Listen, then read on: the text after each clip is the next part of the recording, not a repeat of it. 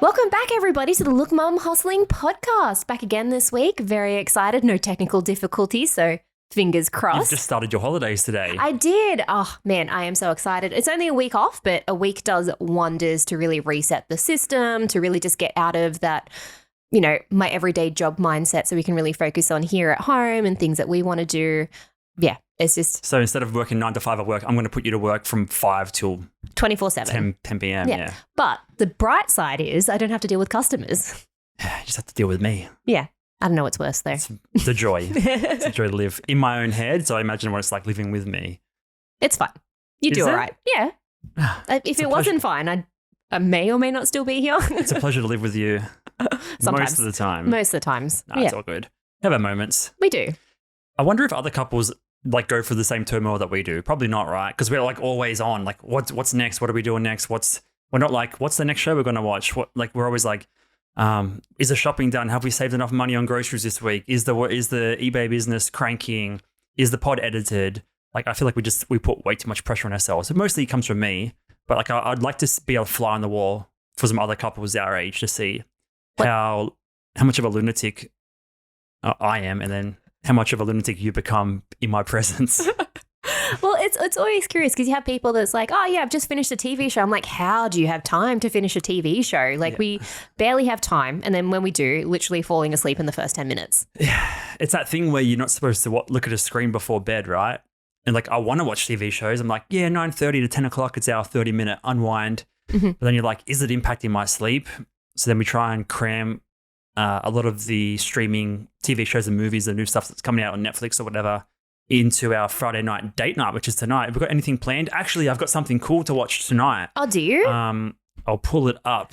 How exciting. Usually we spend like an hour trying to find something to watch and then we're already like, oh, we've got an hour left. It's because I'm perusing the upcoming tab in Netflix. Right. So, you know, Graham Hancock and... The person that invented the signature? Huh? Just joking. Explain. You know, the Hancock signature. That's what it's called, right? Is it? Yeah, he didn't. I don't think so. I don't know. You put it up on the screen here if you want. One of like Joe Rogan's classic guests, Graham Hancock, they believe that the Göbekli Tepe with the gigantic floods and stuff formed a lot of like the Grand Canyon and stuff. Oh, he's like the Egyptians and the floodwaters and stuff, right? Yeah. A horrible explanation by us, but that's a new series that's come out tonight. Oh. So he's been on him and what's the other guy's name? The Ancient Aliens guy. Yeah.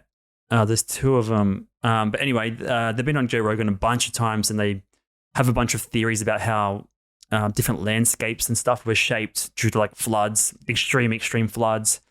I've got the book. I think it's called Fingerprints of the Gods. Yes, it is. Which is a pretty hard read.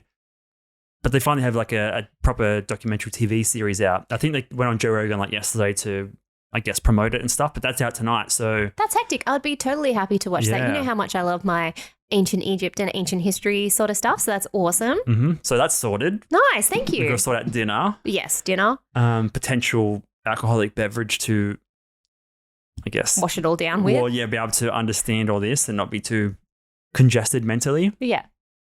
But yeah, I got the day sorted for you, basically. Oh, amazing. So just have to enjoy it. Yeah, enjoy it. The hard part. Do the rest of the work and stuff. But yes, a week off. So excited to...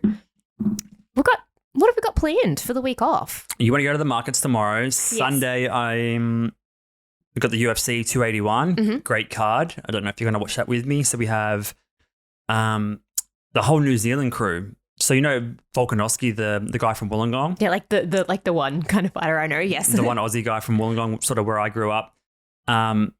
There's a bunch, he's like the main Aussie guy, but there's a bunch of fighters from New Zealand that are in a camp called, what are they called? I forget, something Kickboxing Academy or something. I can't remember what the actual gym's called, but it's like 4 guys on that card. So like there's a whole team of like New Zealand guys going to New York to fight this weekend.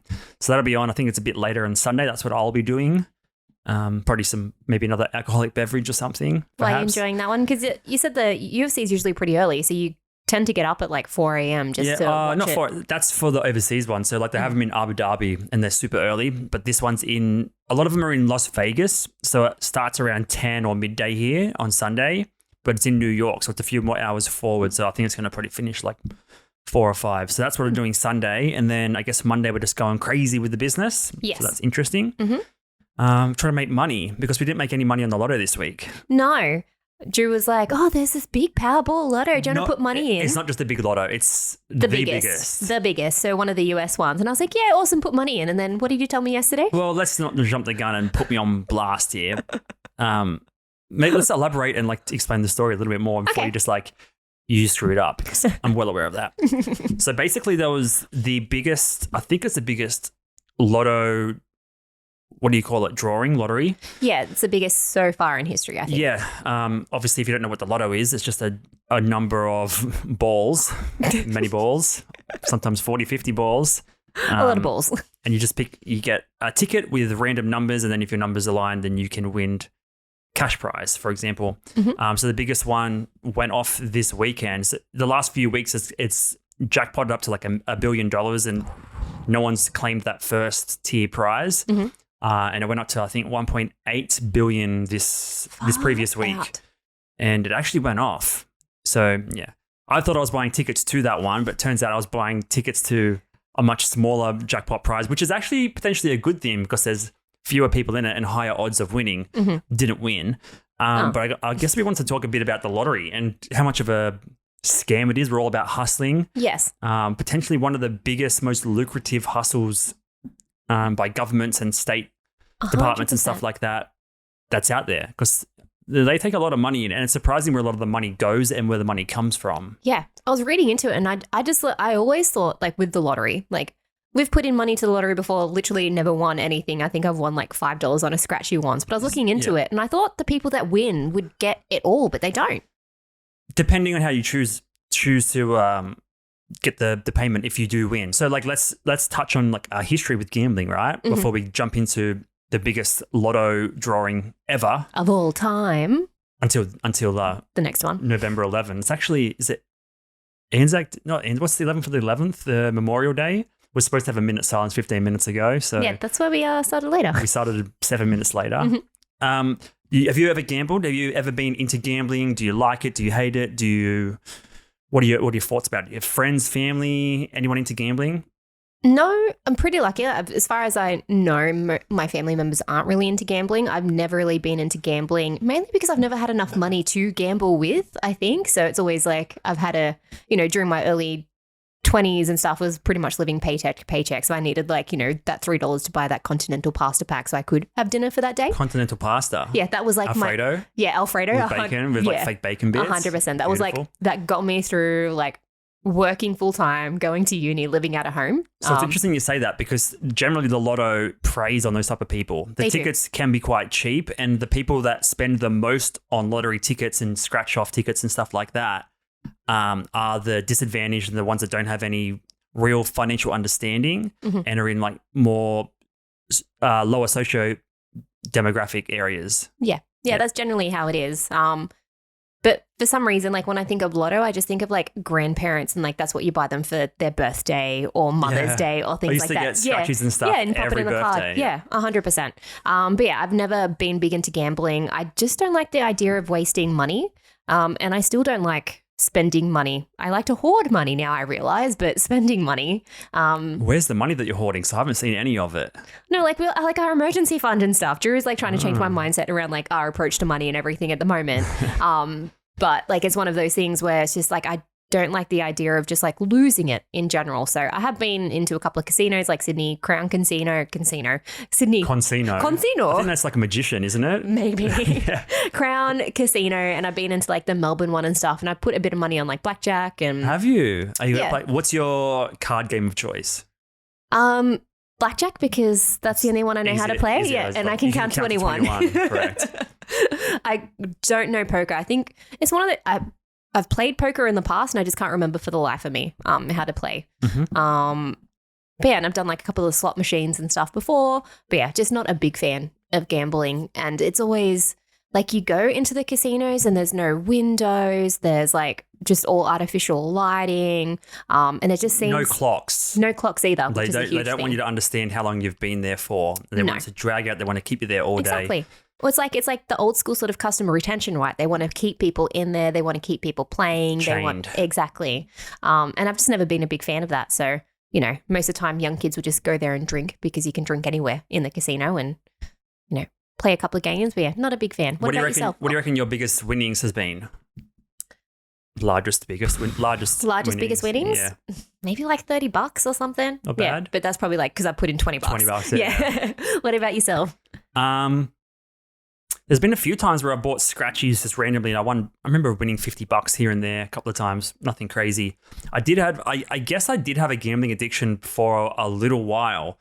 So maybe 10 years ago, before I started university, I was going to the pokies every day because I didn't have a job. I'd come back from overseas, had a short stint overseas trying to live there. It didn't work out. And then I came home with all this money, had no idea what I wanted to do with myself or where I wanted to work or anything. And I just ended up blowing I want to say 20 grand in the span of about 12 months. I did not not like know. not like instantly, over time, just chipping away at it. I did not know it was like 20 grand. We weren't together at this time. Yeah, this would have been 2011 maybe. And I just spent a lot of the time at the pokies just having a bourbon and Coke at lunchtime, having a few slaps, seeing where I could win because I had bored. Had no clue You don't know what to do. no self-worth. It was the only thing I could do to fill the time. And, you go in at midday and then come out at 4 o'clock and then half the day's gone. You don't have to think too much about what you're doing with your life because every now and then you get that stimulation of I'm winning. And then eventually you just end up losing money in the long term. But you sort of get those mini boosts of adrenaline, which keeps you coming back. And then somehow I snapped out of it. I guess I lost the whole 20 grand, right? Yeah. That was probably one of the first times I really thought about money and the impact of what I can do with money and how easily it can be lost and how easily it can be gained with the right mindset. But yeah, $50 is probably the most memorable one, and that's from a scratchy. Mm-hmm. No lottery winnings. My parents do buy I wouldn't say a fair few lottery tickets, but probably every fortnight or so they'll buy one of the main, or I don't even know how much they spend, to be honest. That'd be a good question to ask. Should we call them?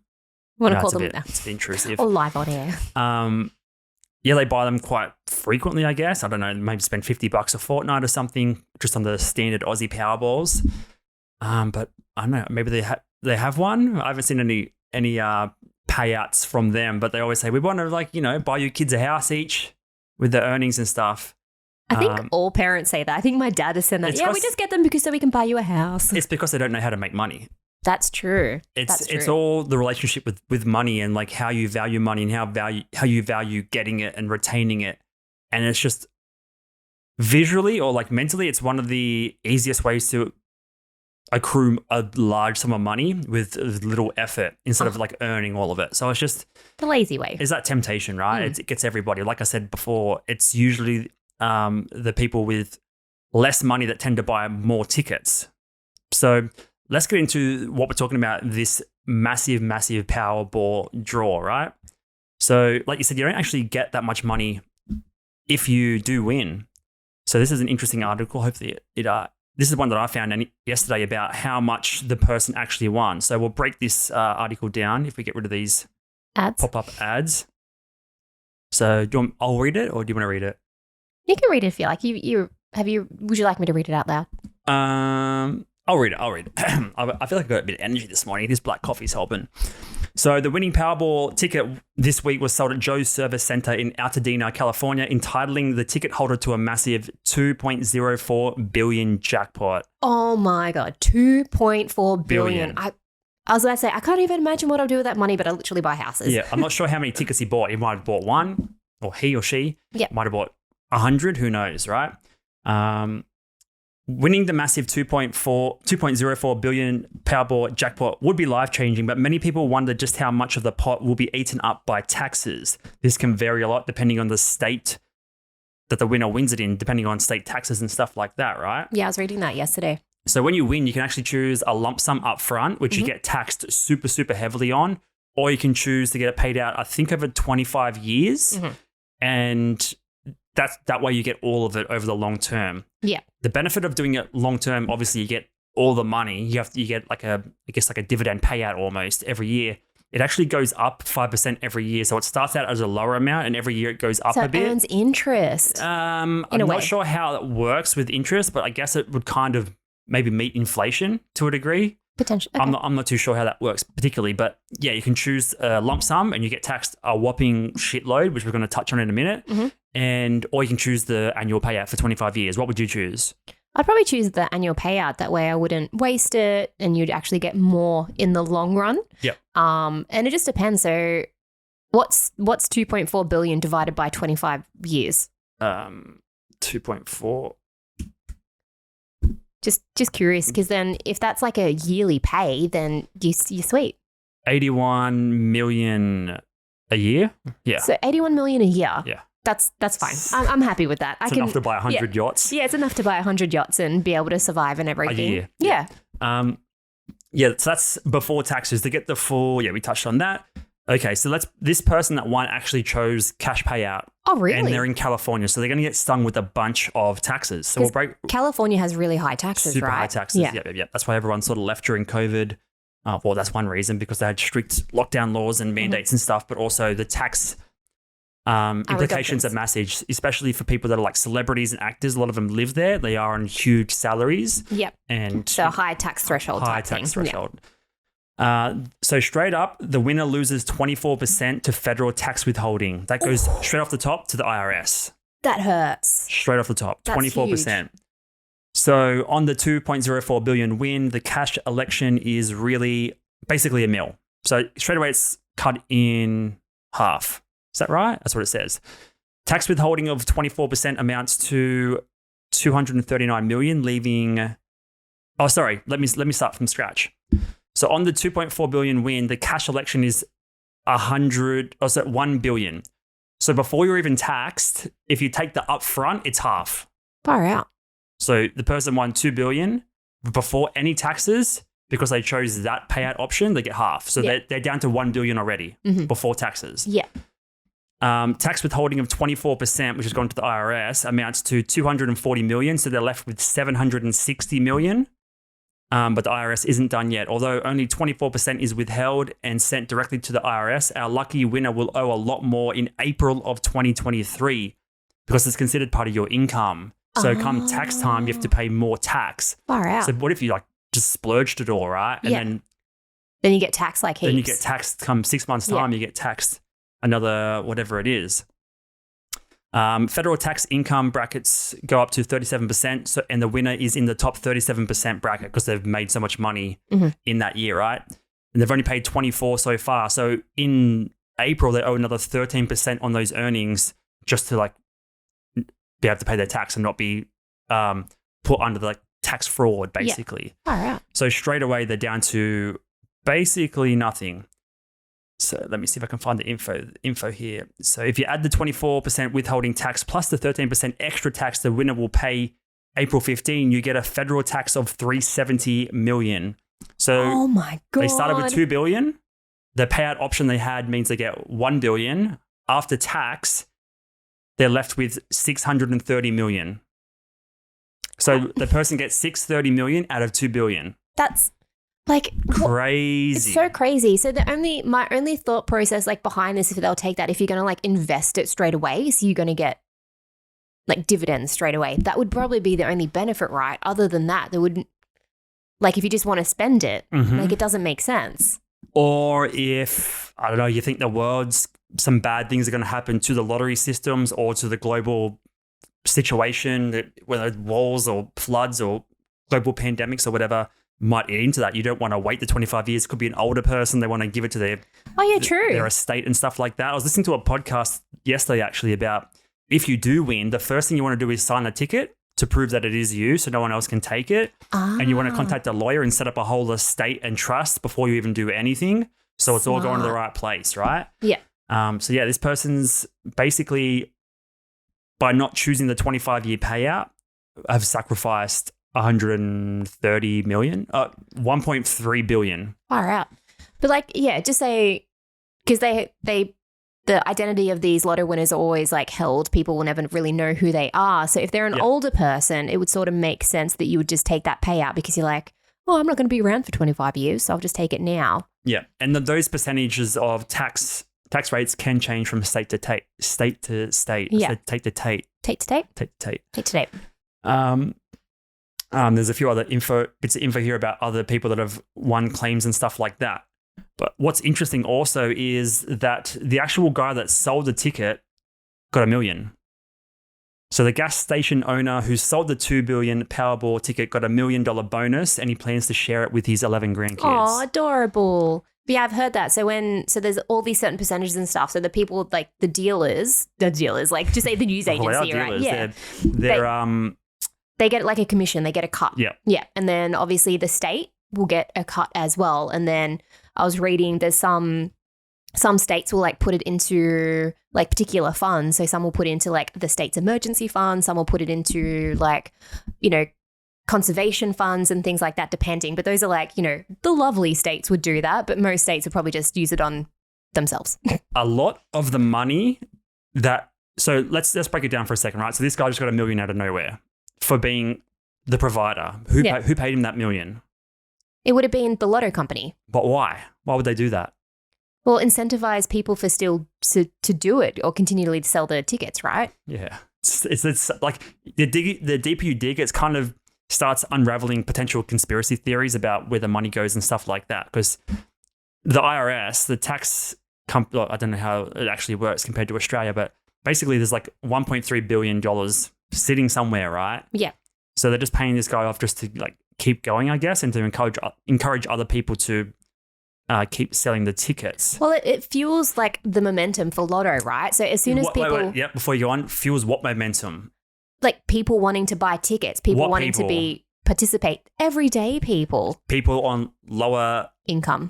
Yeah, because and usually from what I've been reading, like Black and Hispanic people, it's not even really a race thing, it's a social demographic thing, like how much money they earn, what kind of area they live in. The less money you have, the more hope that you have that a big payout will save your life and your family's life, but it's generally not going to happen. You're not going to win when you got a 1 in 292 million odds. Oh yeah, it's just crazy. The odds are like they say, odds are like stacked up against you. Mm-hmm. But yeah, it just incentivizes people to keep fueling the machine of the lotto. Like as soon as you hear that someone won the whole lump sum, people are like, oh, I'm going to buy a ticket next week. You never know. That's the whole thing. Like people just buy, oh, I can afford $10-20. You never know. So as I just said, right? So generally the people on lower incomes and stuff buy more tickets, essentially. Yeah. So where do you think most of the money goes? That the money that they've made from the lotto, mm-hmm. where's all that money go? So like to the state kind of thing, is that what you're talking about? Yeah, but what do they do with the money? Well, it depends on the state. So like I was saying before, I can't remember if I've still got the notes for it, but this is like purely in America. You've got some that would use it on themselves. What do you mean? The state would use it on themselves? Yeah, but what with what? A lot of the money, I think, I'll read this article here. A lot of the money goes to education, colleges and public schools and stuff. Mm-hmm. So think about the sort of irony there. So I'll read this and you think if it sounds kind of weird to you, right? The California lottery raised, so this is from like 2 days ago after the winning of this thing, right? Yeah. The gigantic winning. The California lottery raised $156 million for schools statewide thanks to the record-breaking Powerball jackpot that was finally claimed this week. This is the highest contribution generated from a single game, drawing in lottery history. Ticket sales and unclaimed lottery winnings are given to California public schools. About 40% of Powerball ticket sales, or 88 cents a ticket, was reinvested into California public schools. Okay. So a lot of the money goes into the schooling system, education. Interesting. So they're funding the school system, but they're not funding the education of the disadvantages that buying lotto tickets every week will have on your wallet, on your income. Yeah. So that they're funding schools and colleges and stuff to make people smarter, mm-hmm. but the people that generally have a lower education, lower income are the ones that are feeding the people that are going to become smarter potentially. Gotcha. Does that make sense? Yeah. So it's like this is all generalizing stuff. Yep. So usually the lower income earners maybe don't have that higher education or things like that. So all the money that they're putting in to buy those tickets is then fueling the education system that they're not really a part of. It's creating a bigger gap. Interesting. With the money. So the bigger the jackpot, the more money to schools, the bigger the gap may become. Like that's one way of looking at it. Gotcha. Hopefully they're building new resources, and not particularly about education of money and stuff, but like what is that money going to? New buildings, sporting programs, food initiatives, health initiatives. It's just interesting where the money ends up going at the expense of people that have financial illiteracy. Yeah. Like where all that money ends up. It's just a crazy circulation of money and where it's going from the poor to the rich, back and forth, right? Until it just becomes an even bigger gap. But if that was the biggest one, 2 billion, the biggest payout ever, I think it would go down. The next one would go down, and it would sort of start at a lower amount again, right? Yeah, until it needs sort of to rebuild up again. Yeah. But it's just crazy where the money goes. That was one article I read, but they go to all sorts of things. I think Princeton and a couple of other colleges were actually founded on lotteries back in the day. So lotteries have been around for hundreds of years. Yeah. Well, that's like, it's a big part of history. Like I was reading, like what was the history of Lotto? So like back in the day. So like the history of it was it was essentially like a crowd-funded way to like build buildings, to build walls. Yep. Which makes sense. Yeah. But like who's paying for it? The people are paying for it. Because they don't know the odds, they don't know statistics, they don't know like how the money flow works. And like over time, the lotto becomes more and more trickier to win because they start like I think about 10 years ago or 15 years ago, they started adding more balls. Yes. So it takes the odds like further down, right? Well, there was a reason they had to add more because people were starting to be able to cheat the system. So they had to start adding in more balls. People would be able to like start using statistics and mathematical equations to be able to, I guess, predict what numbers or what sequences they'll be in. So they had to start adding in more to make it more difficult to cheat the system. How often do you reckon it's cheated? Not very often. Not in these days because there's a lot of the drawings and stuff are live on the internet, live on TV. I was hearing that some states even have like detectives and security guards, state officers present during the live recording. But like if you got $1 billion at stake, I'm pretty sure a detective's going to take $1 million under the table just to like... Well, the biggest scam actually, it's in one of my articles, the Hustler one. So that was like the biggest record. It's like a Wikipedia article, but it's like the biggest lotto scam that's ever happened. And they're actually working in the Lotto office, which is, Do you want to go for that one? Yeah. Yep. So you have to have some balls to try and fraud the Lotto system if you were an insider. Yes. That's like pretty crazy. 100%. Yeah. So this is like, and this is not that long ago. This is 2017. Shit. Yes. Yeah. So plenty of technology on your side, plenty of exposure. People can like hack websites, this and that. So it's pretty current. Yeah, exactly. And then some of the older ones were just like people using mathematical equations and things to be able to predict the numbers and stuff. So, but yeah, this is the most recent one. So it was a rigging scandal in the United States. It came to light in like 2017. So Eddie Raymond Tipton, the former information security director of the Multi-State Lottery Association, confessed to rigging a random number generator that he and 2 others used in multiple cases of fraud against state lotteries.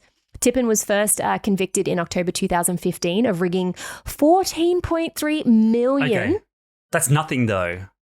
Like it sounds like it is crazy. 14 million is crazy, but like look how much the jackpotting amount has gone up in the last 4 years. Yeah. If it's at 2 billion now, obviously it's going to come back down to probably this number and then build back up. But in 10 years, what if it's 20 billion? Oof. So it's just like stakes, right? The stakes are getting higher. So yeah, 14 million is nothing to sneeze at. It is a bit. Yeah, so that was like one of the biggest ones. So 14.3 million prize for Hot Lotto draw in December 2010. Yep. Had been left unclaimed for nearly a year. Wow. Yeah. And that happens apparently a lot. So sometimes there's lottos and things that have become unclaimed.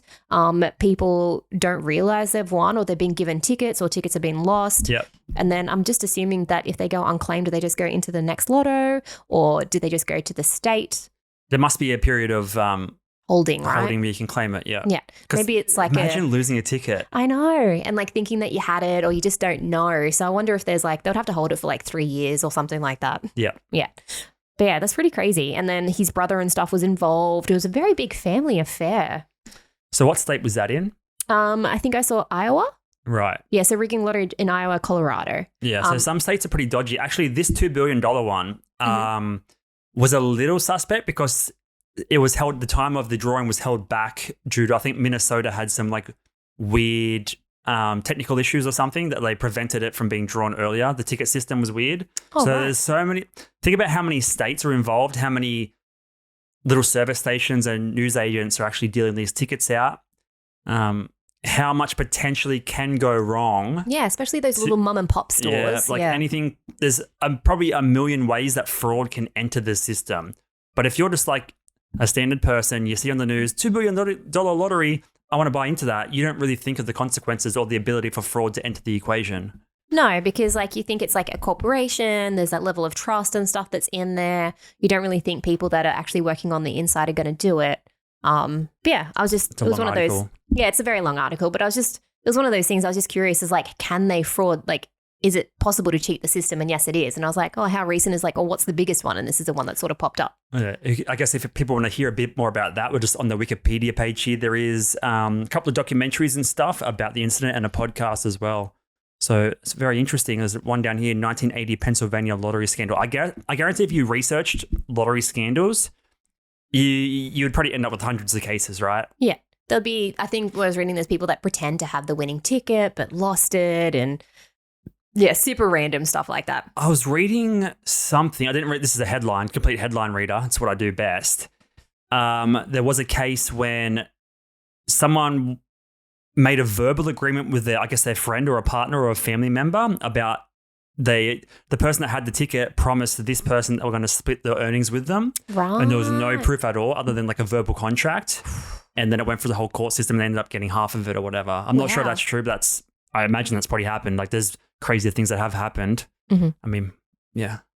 It's just wild. So yeah, when money's on the line, human nature really comes out, right? Yes, exactly. But unfortunately, we didn't actually get tickets to the correct one. I bought tickets to a much smaller draw. You did, and didn't win. So did you check it this time around? I checked it. Didn't win anything. Okay. I think we had, out of like the 6 numbers, we had like one number on a bunch of lines. The odds are so hard. But even we fell victim. Oh man, my stomach's rumbling. Even we fell victim to the hype, right? Like I didn't really look into it that much. I'm just like, oh, it's getting drawn tomorrow. We're going to jump. Yeah, we'll throw $80 on it. Mm-hmm. And like we're pretty, I won't say we're the smartest people. Like we're pretty, but we do okay. Mid-range. I say we're mid-range smart I'd say like people. 30th percentile in terms of knowledge, most things. But yeah, it's easy to fall victim and just get sucked up with the hype, right? The bigger the number, the more hype there is, the lower odds you have. So I guess this is sort of like an insight into ourselves and holding a mirror up to ourselves to be like, why did we do that? Like what? Probably after like this, I guess I could call it minor research for the pod. Probably won't buy them ever again, right? Because it's much easier to build your own fortune, because a lot of people probably end up depressed, don't know what to do with themselves if they have such a large volume of money in their estate, in their bank account overnight, essentially. Hopefully they go for the 25-year payout. You just don't know what to do. Where are you going to get advice about how to invest it, how to spend it? I don't think you'd be able to live life normally after the fact. Even if you kept it to your chest, didn't tell anyone that you actually won the money, your life would change, your whole psychology would change. It'd be hard to carry on life as if it was normal. You wouldn't know what to do with yourself. Oh, 100%. Like, especially if you go through life, just, not minimum wage, but like to say you're middle income, you live paycheck to paycheck, scrounge it together a couple of dollars and things like that. You might be able to go on a holiday once a year. But imagine, and it comes down to that financial freedom, right? So imagine one day. Too free. Too much freedom. Yeah, just that one day of being like, no limits. You can do whatever you want. You're going to, and it's, maybe that's a whole human nature thing where there's just too many choices and too many possibilities that become overwhelmed and then depressed. Yeah. Like you just don't know what to do. Yeah, exactly. Yeah. Even like regardless of what option you get paid out, the annual or the lump sum, even the annual one at whatever it was, 81 million, Still so much. it's still so much. It's a crazy amount of money. So it'd be interesting if you'd interview these people that win the gigantic payouts and see what they do with their money. Because I mean, think about Elon Musk just bought like Twitter and stuff, right? Like as if you wouldn't just go and buy 10% of like a gigantic company. Yeah, exactly. Like, would you put it into properties? Would you put it into like, you know, become a shareholder? There's only so much property you can buy. Yeah, but like, yeah, you become a shareholder or things like that. But again, it's just, unless if you actually go in there with like a legit plan to be like, all right, no, seriously, if I do win this money, what am I going to do with it? But most people don't think like that. Most people don't. Ego and greed comes into it before the humanity comes out in people. Yeah, it's just that wishful thinking of being like, oh, could you imagine if I won the lottery? How many people have asked you, like, what would you do if you won the lottery? Yeah, that's like a go-to question. What's the standard answer? Let's name the 5 standard answers. 5 standard answers is obviously property. Buy everyone in my family a house. House, yep. Or a car. Travel around the world. Which is going to be, even if you lived in, like, took a jet everywhere and stayed in the most craziest places. And ate at 5-star Michelin restaurant. That 80 million, you still have some left over every year. Right? Yeah, I just said 5-star Michelin is like 3-hat Michelin. You just go and buy them all. Yeah, but yeah, so it'd be. I know what property. I'd do actually. As much as I am against like fast food, I'd probably go and buy like 10,000 McDonald's.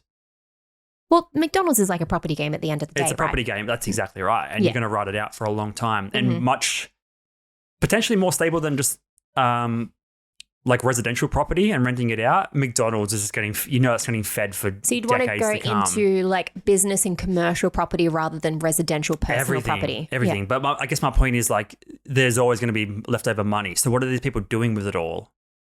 Yeah, it depends on you'd be able to give some away, but then it depends on like your mindset towards money. Yeah, exactly. And a lot of people actually don't have a proper relationship with money. No. And if you have to think about it, like with money, you have to have a conscious relationship with it. You need to be aware of it, what it does, how it affects your life, how it affects the things around you. Because if you don't, then it just slips away or you need to have like a understanding and a relationship with money. It's too overwhelming to think about what you would do, even with like a small $10 million prize. 10 million you can spend pretty fast. Yeah. But like this, it's like, how do I spend it where it's going to set me and my family and generations up for life without completely ruining my like mental state and psychology and like turning me into like a miserable person because I'm just overwhelmed with stress from having too much money. Like money is one of the most stressful things to manage in your life. 100%, because it's so essential to living. Yeah. Yeah. Like it's hard to say, like it's terrible to say, like money is actually essential to living these days. Like if you don't have money, your quality of living can really suffer. Yeah. Yeah. So if you took the 600, if you won the ticket for 2 billion and you ended up getting the 630 million or whatever it is, would you employ the 10,000 people that are getting laid off in the last couple of weeks from all these tech companies? Start your own tech company. Nice segue, by the way. Nice segue, right? Probably not, because I have no idea what's going on with the tech space at the moment, because it seems to be really suffering. Like it's in turmoil. Yeah, all around. So like during COVID, big boom, right? Everyone was happy, everyone was jolly, I wouldn't say everyone was happy during COVID. Well, no, I'm just saying like the tech industry itself, the technocrat not the people. Billionaires were making enormous sums of money. There was different apps like Zoom and stuff just booming because everyone thought DocuSign. It's going to be around forever. Invest for the longest time. For the last probably 10, 15 years, tech has been the industry that you want to invest in. 100%. A lot of investors, professional investors will tell you invest in like 2 of the best tech companies. Yeah. And then just ride them out into the sunset. Before tech, there was different industries that were booming, right? But now tech is on the decline because the world's sort of evolving, inflation, everything is going up. The world's shifting a bit more away from tech. And all these, Facebook, Twitter, Amazon, they lay people off as well, did they? No, I'm just like, they're all pretty laying people off, right? Yeah. Yeah. But what do? Do you employ these people? Because they've probably got high levels of skill that maybe not be applicable to like a standard job in a normal industry. Like these people that are so advanced and been working in Silicon Valley or in these companies that are crazy engineers, where do they go? They're overskilled for a market with no jobs in the market. So what do? You create a new app with your $2 billion or your $630 million Like and employ them, right? Like it's just, where do the people go? They're overskilled. Yeah. What do they do? Well, like it's one of those things.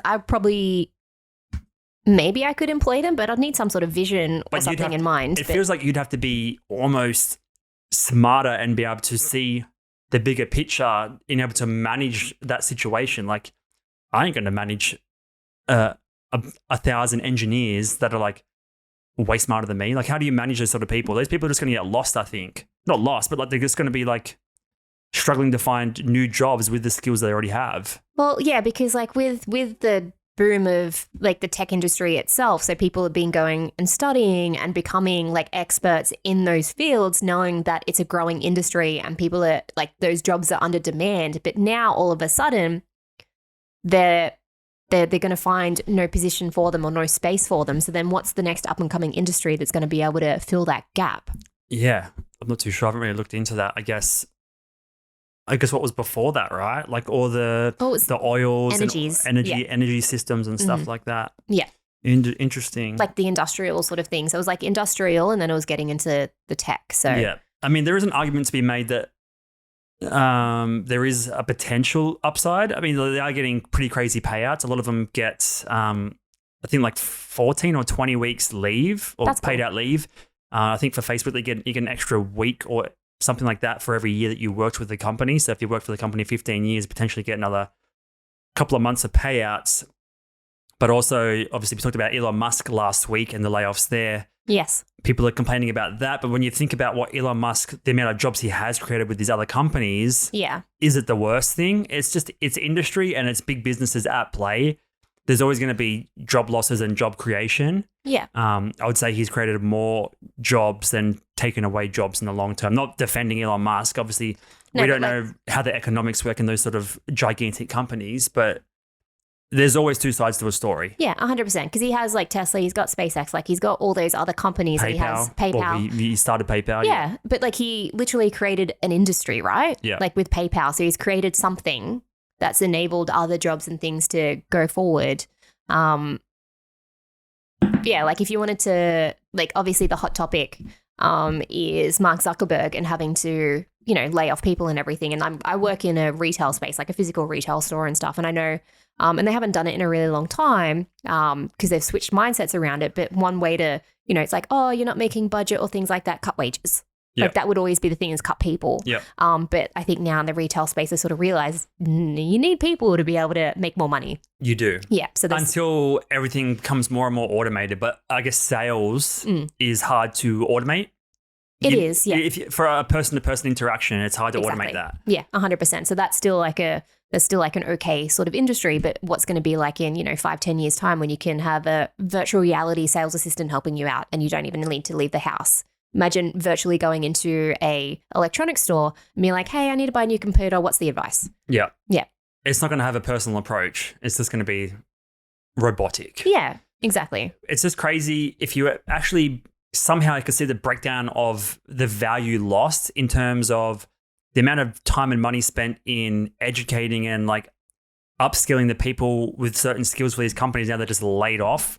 All that time and money and effort to like learn new skills is not gone, but it's like people are like on their own with it now. They can't, how are you going to piece all those people together that were on teams and they had a unique vision together to like, they're all separated now. They have to find their own paths, and to get them back together and create a unit is just incredibly hard. So I feel like they got to work start from scratch, right? Oh, for sure. Like if it just depends how long they've been working in that industry for as well. Like maybe they were just employed during COVID, during the boom, and they're just not needed anymore. Well, when did all this tech stuff start, right? So we had MySpace growing up, and then end of high school, we finished in like 2005. That's kind of when Facebook was coming around a couple of years later. So let's say 2010 is sort of when it all kind of kicked off, Instagram and all that sort of stuff. So we've had a 12 to 15 year run. Mm-hmm. Is it just not gone? Like everyone loves social media and all these technology apps, but it could have just run its course. It could be into a next cycle now where everyone's doing what? Like, what's the next thing? What's the next frontier? Yeah, like potentially. I know I'm going to backtrack a little bit. Like I know in like Facebook's scenario, actually something that really, obviously most of those companies make their money from ads, right? Like that's the whole, like Facebook and stuff make it from ads. You know how Apple had the release of, or the update where you can ask the app not to track?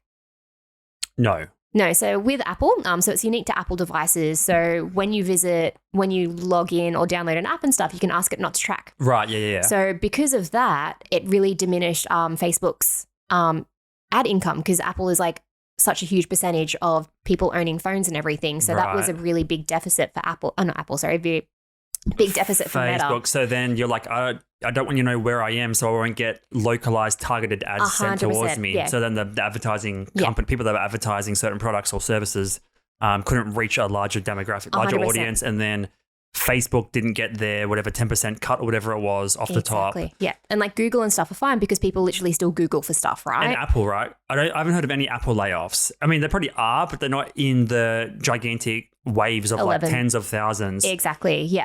So that definitely had a huge impact on their income generation as well. And then obviously they spent a lot of money in their VR division. But the whole reason why they were doing that, because I was listening to a podcast with Marquez Brown.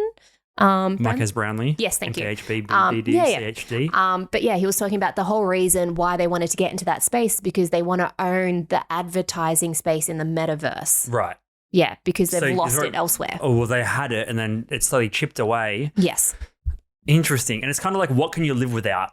If you were to like line up the 10 apps, what would you live without? It's kind of like you need the device to access the app first, right? So before anything else, you need the device. So then it's like, what companies make the best devices? Microsoft and Apple. I think I did read that Microsoft has been laying people off as well. They have as well, yeah, 100%.